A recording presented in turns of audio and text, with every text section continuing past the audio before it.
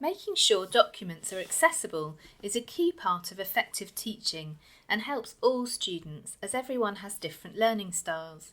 It's not acceptable to make accessing teaching materials a struggle for any learner.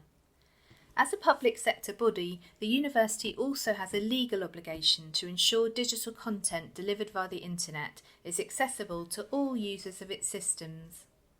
In this short video, I'm going to show you how to make your tables accessible in Word.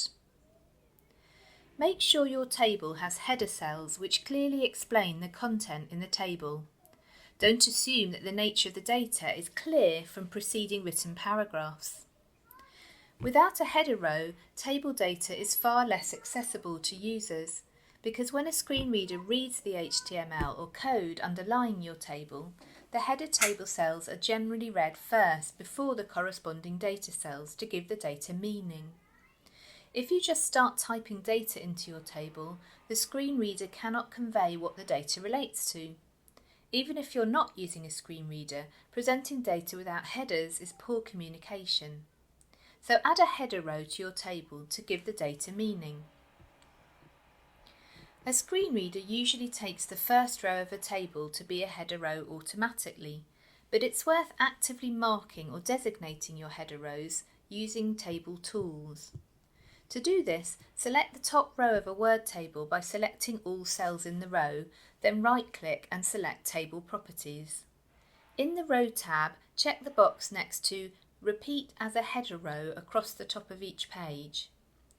At the same time, deselect Allow row to break across pages. Breaking a row across pages will result in a confusing rendering by a screen reader. Designating the row as a header row is useful because you may later turn your Word file into an accessible PDF file or a web page, and this will copy over.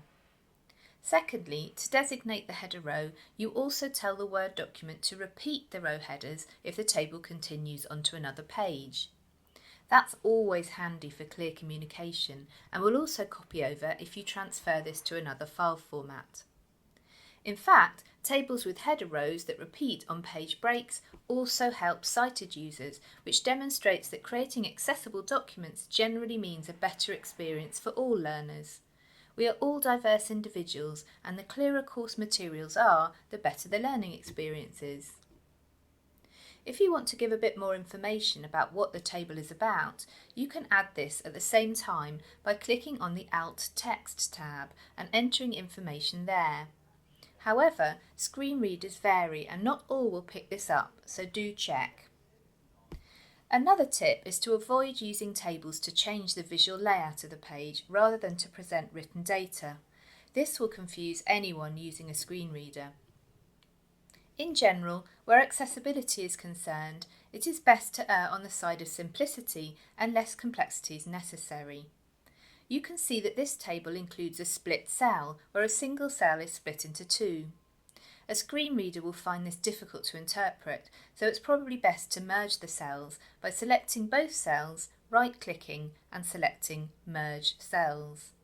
If doing so makes the data confusing, you may need to reconsider the structure of your table. Legally, all documents have to have a good degree of accessibility, and university staff should aim for the majority of course documents to have a high level of accessibility.